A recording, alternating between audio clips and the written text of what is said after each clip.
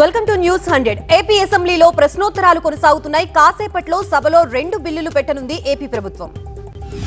మండలిలో రేషన్ బియ్యం స్మగ్లింగ్ పై వైసీపీ అధికార పక్షం మధ్య వాగ్వాదం జరిగింది. ఏడాదిలో అక్రమ రవాణా చేస్తున్న 5,65,000 మెట్రిక్ టన్నుల రేషన్ బియ్యం స్వాధీనం చేసుకున్నామని మంత్రి నాదెండ్ల ప్రకటించారు. ఇవాళ తిరుపతి, పశ్చిమ గోదావరి జిల్లాల్లో పర్యటిస్తారు సీఎం చంద్రబాబు. పాలకొల్లులో మంత్రి నిమ్మల రామానాయుడు కుమార్తె వివాహానికి హాజరు కానున్నారు. సాయంత్రం తిరుమలకి చేరుకుని శ్రీవారికి పట్టు వస్త్రాలు సమర్పించనున్నారు సీఎం చంద్రబాబు. రేపు తిరుమలలో పలు అభివృద్ధి పనులకు శంకుస్థాపన చేస్తారు. ప్రతిపక్ష హోదాపై మరోసారి హైకోర్టుని ఆశ్రయించారు వైసీపీ అధినేత జగన్. స్పీకర్ రూలింగ్ కొట్టేయాలంటూ పిటిషన్ దాఖలు చేశారు. తనకు ప్రతిపక్ష హోదా ఇచ్చేలా స్పీకర్ ని ఆదేశించాలని కోరారు జగన్. జగన్ పిటిషన్ పై ఇవాళ ఏపీ హైకోర్టు విచారించనుంది. ఇవాళ పార్టీ ముఖ్య నేతలతో వైఎస్ జగన్ సమావేశం కానున్నారు. మెడికల్ కాలేజీల ప్రైవేటీకరణతో పాటు తాజా రాజకీయ పరిణామాలపై చర్చించనున్నారు జగన్. కడప మేయర్ సురేష్ బాబుపై మరోసారి అనర్హత వేటు పడింది. నిబంధనలకి విరుద్ధంగా భార్య, కుమారుడు పేరుతో కాంట్రాక్టులు చేశారు మేయర్. జీఎస్టీ తగ్గింపుతో సామాన్యులకి ఎంతో మేలు చేకూరుతుందన్నారు కేంద్ర మంత్రి రామ్మోహన్. వ్యవసాయ పనిముట్లపై జీఎస్టీని 5% తగ్గించారన్నారు. విజయవాడ ఇంద్రకీలాద్రిపై దసరా శరన్నవరాత్రి ఉత్సవాలు వైభవంగా జరుగుతున్నాయి. ఇవాళ అన్నపూర్ణాదేవిగా దుర్గమ్మ భక్తులకు దర్శనమిస్తున్నారు. భక్తులకు ఎలాంటి అసౌకర్యం కలగకుండా ఆలయ అధికారులు, పోలీసులు భారీ భద్రత ఏర్పాట్లు చేశారు. ఇవాళ సాయంత్రం ఉపరాష్ట్రపతి రాధాకృష్ణన్ అమ్మవారిని దర్శించుకోనున్నారు. మధ్యాహ్నం 3 గంటల నుంచి 5 గంటల వరకు వీఐపీ దర్శన స్లాట్స్ రద్దు చేశారు. విజయవాడ దసరా ఉత్సవ ఏర్పాట్లు అద్భుతంగా ఉన్నాయన్నారు ఎంపీ అప్పలనాయుడు. సామాన్య భక్తులకి పెద్దపీట వేయడం మంచి పరిణామమన్నారు. ఇకపై శ్రీవారి సేవకులకి వీఐపీ బ్రేక్ దర్శనం కల్పిస్తామన్నారు టీటీడీ చైర్మన్ బీఆర్ నాయుడు. శ్రీవారి భక్తులకు టీటీడీ మరో గుడ్ న్యూస్ చెప్పింది. వెంకటాద్రి నిలయం పేరుతో నిర్మించిన నూతన వసతి గృహాన్ని సామాన్య భక్తులకి అందుబాటులోకి తెస్తోంది టీటీడీ. తిరుమల శ్రీవారి సాలకట్ల బ్రహ్మోత్సవాలకు అంకురార్పణ జరిగింది. ఇవాళ ధ్వజారోహణంతో బ్రహ్మోత్సవాలు ప్రారంభం కానున్నాయి. తెలంగాణలో లోకల్ బాడీ ఎన్నికలకి రంగం సిద్ధమైంది. జెడ్పీటీసీ, ఎంపీపీ రిజర్వేషన్లు ప్రభుత్వం ఖరారు చేసింది. మహిళా సీట్ల కేటాయింపులో గందరగోళం నెలకొంది. ఇవాళ మహిళా రిజర్వేషన్లపై ప్రభుత్వం నిర్ణయం తీసుకునే అవకాశం ఉన్నట్లు తెలుస్తోంది. త్వరగా స్థానిక ఎన్నికలు నిర్వహించాలన్నారు రామచంద్రరావు. బీసీలకు 42% రిజర్వేషన్లు కల్పించాలన్నారు. ఇప్పటికే ఈ ప్రక్రియ చాలా ఆలస్యమైందన్నారు. హైదరాబాద్లోని వరద ప్రభావిత ప్రాంతాల్లో మంత్రులు పర్యటించారు. కృష్ణానగర్లో నాలాల దగ్గర నీటి ప్రవాహాన్ని మంత్రులు పొన్నం, వివేక్ పరిశీలించారు. జూబ్లీహిల్స్ బైపోల్ పై కీలక కామెంట్స్ చేశారు మంత్రి పొన్నం ప్రభాకర్. కంటోన్మెంట్ బైపోల్లో జరిగిందే జూబ్లీహిల్స్ లో జరుగుతుందన్నారు. జూబ్లీహిల్స్ బైపోల్లో కాంగ్రెస్ దే గెలుపని ధీమా వ్యక్తం చేశారు మంత్రి పొన్నం ప్రభాకర్. బీఆర్ఎస్ ఇంకా అపోహల్లోనే బ్రతుకుతోందని ఎద్దేవా చేశారు.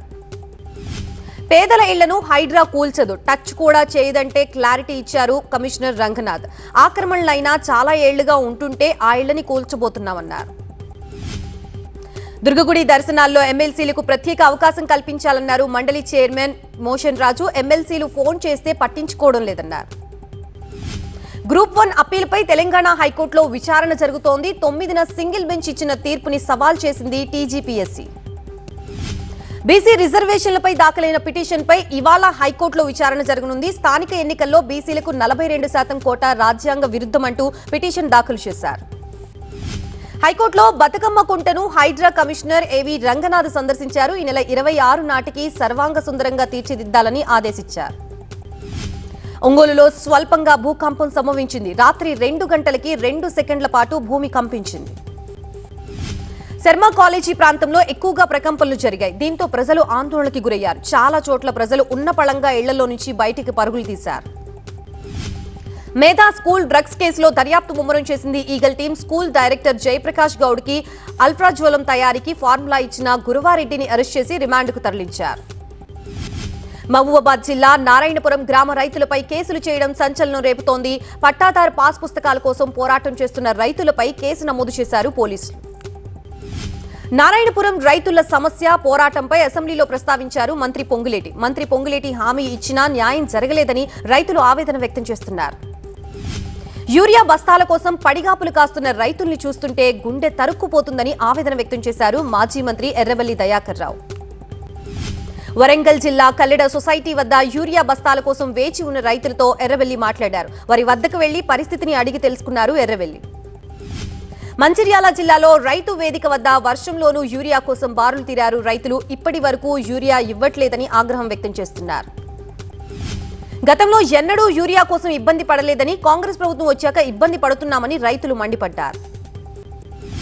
నారాయణపేట జిల్లా కేంద్రంలోని గ్రోమోర్ కేంద్రం వద్ద యూరియా కోసం అన్నదాతలు పడిగాపులు కాస్తున్నారు.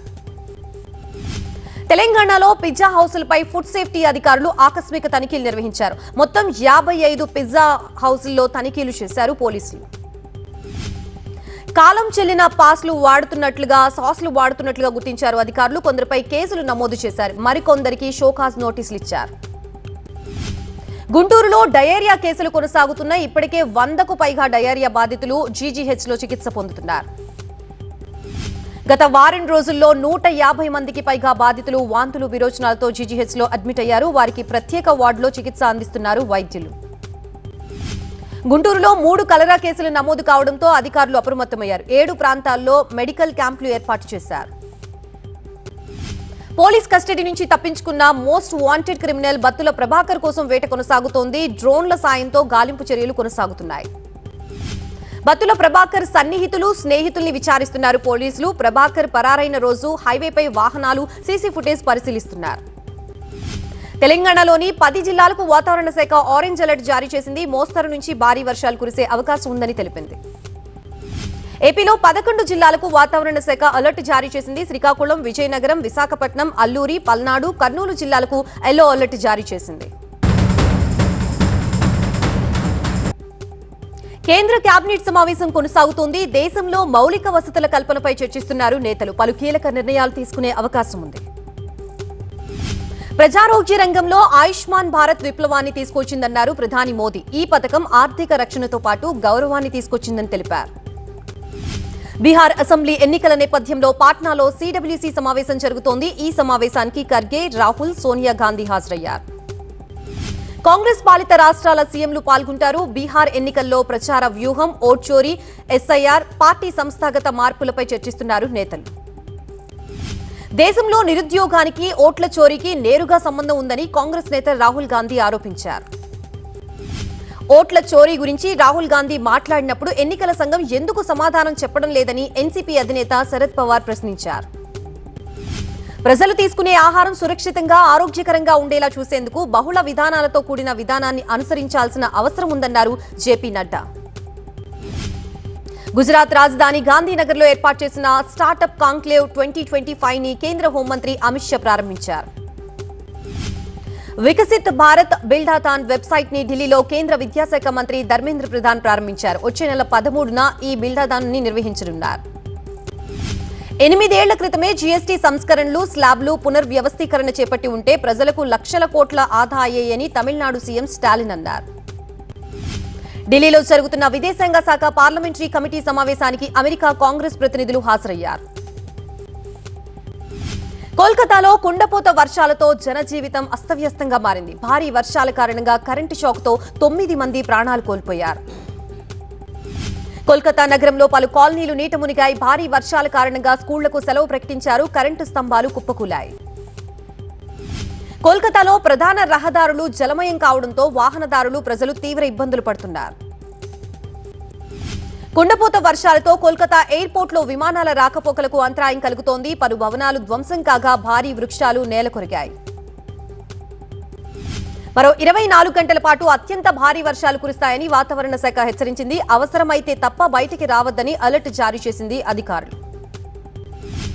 మహారాష్ట్ర నాసిక్లో గోదావరి ఉగ్రరూపం దాల్చింది. తీరంలో ఉన్న గుళ్లన్నీ మునిగిపోయాయి. వరద మరింత పెరుగుతుందని అధికారులు హెచ్చరిస్తున్నారు. ఉత్తరప్రదేశ్లోని కాన్పూర్ తాపేశ్వరం దేవి ఆలయంలో శారదీయ నవరాత్రి కొనసాగుతున్నాయి. 3వ రోజు అమ్మవారికి ప్రత్యేక పూజలు చేస్తున్నారు భక్తులు. శారదీయ నవరాత్రి ఉత్సవాల సందర్భంగా ఉత్తరాఖండ్లోని హరిద్వార్లో మాయాదేవి ఆలయానికి భక్తులు పోటెత్తారు. అమ్మవారిని పువ్వులు, పండ్లతో అలంకరించారు. ఉదయం హారతి కార్యక్రమంలో తమ భక్తిని చాటుకున్నారు భక్తులు. ఒడిశాలో పూరి జగన్నాథ ఆలయంలో హారతి కార్యక్రమం నిర్వహించారు. భక్తులు ప్రత్యేక పూజలు చేశారు. ఉత్తరప్రదేశ్లోని అయోధ్యలో శారదీయ నవరాత్రి సందర్భంగా బడిదేవి కాళీదేవి ఆలయంలో హారతి కార్యక్రమం నిర్వహించారు. ఛత్తీస్గఢ్లోని బస్తర్లో శారదీయ నవరాత్రులు ఘనంగా నిర్వహిస్తున్నారు గిరిజనులు. ఈ వేడుకల్లో ఛత్తీస్గఢ్ బీజేపీ అధ్యక్షుడు కిరణ్ సింగ్ డివో పాల్గొన్నారు. శారదీయ నవరాత్రి సందర్భంగా ఢిల్లీలోని షతర్పూర్ కాత్యాయని ఆలయంలో అమ్మవారికి హారతి నిర్వహించారు. 3వ రోజు అమ్మవారిని దర్శించుకున్నారు భక్తులు. గుజరాత్లోని జామ్నగర్లో గర్భా నృత్యాలు జోరుగా నిర్వహించారు. యువకులు ఆటపాటలతో సందడి చేశారు. ఉత్తరప్రదేశ్ ఘజీపూర్లోని రాజ్మహల్ క్రూయిజ్లో విదేశీయులు సందడి చేశారు. కార్న్వాలిస్ సమాధి, నవపుర సాయి ఆలయాన్ని సందర్శించారు. ఛత్తీస్గఢ్ నారాయణపూర్ జిల్లాలో జరిగిన ఎన్కౌంటర్లో 2 నక్సలైట్లు మృతి చెందారని పోలీసులు తెలిపారు. ఆయుధాలు సీజ్ చేశామని చెప్పారు. విలాసవంతమైన వాహనాల దిగుమతి వ్యవహారంలో కొచ్చిలోని మలయాళ నటులు దుల్కర్ సల్మాన్, పృథ్వీరాజ్ నివాసాల్లో కస్టమ్స్ అధికారులు సోదాలు చేపట్టారు. తిమింగలాల వీర్యం నుంచి ఉత్పత్తయ్యే అంబర్ గ్రీస్ ని అక్రమంగా అమ్మేందుకు ప్రయత్నిస్తున్న 4గురిని గుజరాత్ పోలీసులు అరెస్ట్ చేశారు. 71వ జాతీయ చలనచిత్ర అవార్డుల ప్రధానోత్సవం ఢిల్లీలోని విజ్ఞాన్ భవన్ లో ఘనంగా జరిగింది. రాష్ట్రపతి ద్రౌపది ముర్ము ఈ పురస్కారాలు ప్రదానం చేశారు.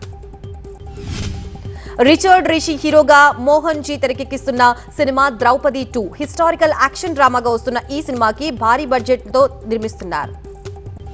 విఎస్వి దర్శకత్వంలో తెరకెక్కుతున్న సస్పెన్స్ థ్రిల్లర్ విద్రోహి ఈ సినిమా ట్రైలర్ ని ప్రముఖ హీరో అల్లరి నరేష్ విడుదల చేశారు. సోషల్ మీడియాలో తన పేరెంట్స్ గురించి నెగిటివ్ న్యూస్ ట్రెండ్ అవుతుందని ఆవేదన వ్యక్తం చేశారు మాలీవుడ్ బ్యూటీ కళ్యాణి ప్రియదర్శన్. అనాథాశ్రమంలో వదిలి వెళ్లారన్న వార్తల్లో నిజం లేదన్నారు. ఆది పురుష్ ఫెయిల్యూర్ పై తొలిసారి స్పందించారు దర్శకుడు ఓం రౌత్. ఆ సినిమా రిలీజ్ తర్వాత కాన్ఫిడెన్స్ కోల్పోయానన్నారు. ఆసియా కప్ లో ఇవాళ బంగ్లాదేశ్ తో తలపడనుంది భారత్. దుబాయ్ వేదికగా రాత్రి 8 గంటలకి మ్యాచ్ ప్రారంభం కానుంది.